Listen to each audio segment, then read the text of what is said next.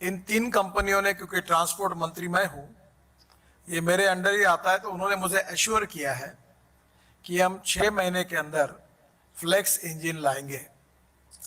अभी 3-4 दिन पहले मेरे घर पर टोयोटो के चेयरमैन भी आए थे, जापान से भी आए थे और इंडिया की भी चेयरमैन आए थे। तो ग्रीन हाइड्रोजन के ऊपर कार हमने लॉन्च की पायलट प्रोजेक्ट करके। तब उन्होंने मुझे बताया है कि उनकी जो कार है वो फ्लेक्स है, यानी आइदर 100% पेट्रोल और 100% इथेनॉल। और उसमें एक उनका कैमरी का एक मॉडल था जो 40% कार चलते चलते इलेक्ट्रिसिटी तैयार करती थी। तो आने वाली टोयोटो की कारें ऐसी होगी जो फ्लेक्स इंजन पर होगी, जो हाइब्रिड इलेक्ट्रिसिटी पे होगी। तो 40% इलेक्ट्रिसिटी जनरेट होगी और 100% इथेनॉल यूज करके वो कार 60% चलेगी। तो उसका इकोनॉमिक्स आप समझ लीजिए कि पेट्रोल की तुलना में कितना एडवांटेजेस है। और इसलिए अब इथेनॉल के तरफ बढ़ने के लिए मैं आप सबसे अनुरोध करूंगा कि भारत सरकार ने ये भी निर्णय किया है कि अब इथेनॉल के पंप, बायोफ्यूल की जो फ्यूल्स है उसके लिए आउटलेट खोलने के लिए अनुमति देने का निर्णय किया है। पूना में प्रधानमंत्री जी ने स्वयं 3 पंप का उद्घाटन भी किया है, पर अभी तक उसमें इथेनॉल भरने के लिए कोई आए नहीं।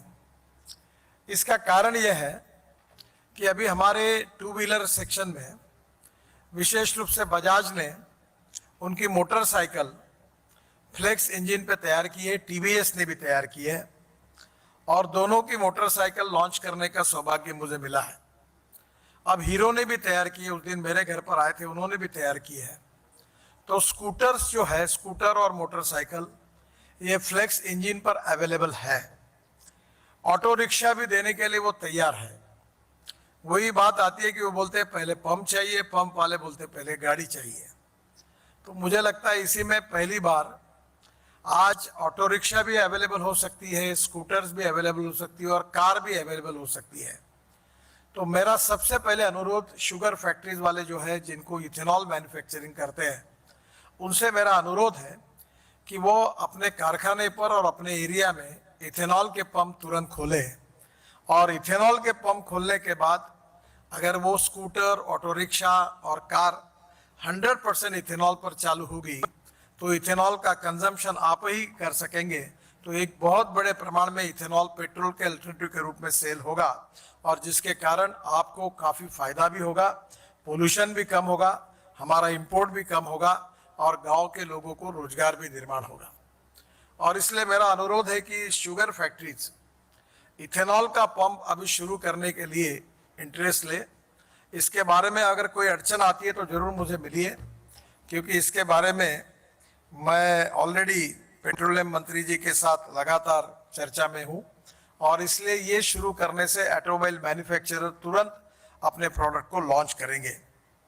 और एक इम्पॉर्टेंट बात है कि इथेनॉल के प्रोडक्शन के बारे में अलग अलग प्रकार की स्कीम्स है, पर जहाँ तक मेरा अनुमान ये है कि आने वाले 5 साल में जब फ्लेक्स इंजन तैयार होंगे और इथेनॉल की टोटल रिक्वायरमेंट 4000 करोड़ लीटर होगी, और जब हम लोग सब ताकत लगा के केवल 465 करोड़ लीटर पर है, तो आने वाले समय में इथेनॉल लेंगे नहीं लेंगे, इस प्रकार की चर्चाएं काफी बार होती है। यह अप्रस्तुत है। आप में जितना दम होगा आप तैयार करिए। मुझे नहीं लगता कि इथेनॉल के लिए कोई मार्केट के लिए प्रॉब्लम होगा, इतना इथेनॉल का मार्केट अवेलेबल है। तो एक प्रकार से काफी बड़े प्रमाण पर सरकार लगातार ये कोशिश कर रही है कि इथेनॉल के अलग और कैसे उपयोग हो सकते हैं। ब्राजील ने तो इथेनॉल से बायोप्लास्टिक भी बनाया, और वो बायोप्लास्टिक बायोडिग्रेडेबल है। तो मुझे लगता है कि धीरे धीरे बीच में उसकी भी ट्रायल हिंदुस्तान में हुई थी, और ये पेट्रोलियम प्लास्टिक की तुलना में उसकी कीमत लगभग बराबर थी। पर अब ये पेट्रोल और इसकी जो कीमतें लगातार फ्लक्चुएट होती थी, उसके कारण ब्राजील की वो इंडस्ट्री अब फिलहाल काम नहीं कर पा रही। मेरा आपसे अनुरोध है कि आने वाले समय में इथेनॉल में काफ़ी रिसर्च हो रहा है, और अभी जो ब्राज़ील की कंपनी है एम्ब्रिल, जो छोटे जेट बनाती है, उन्होंने ऑलरेडी इसमें काफ़ी काम किया है।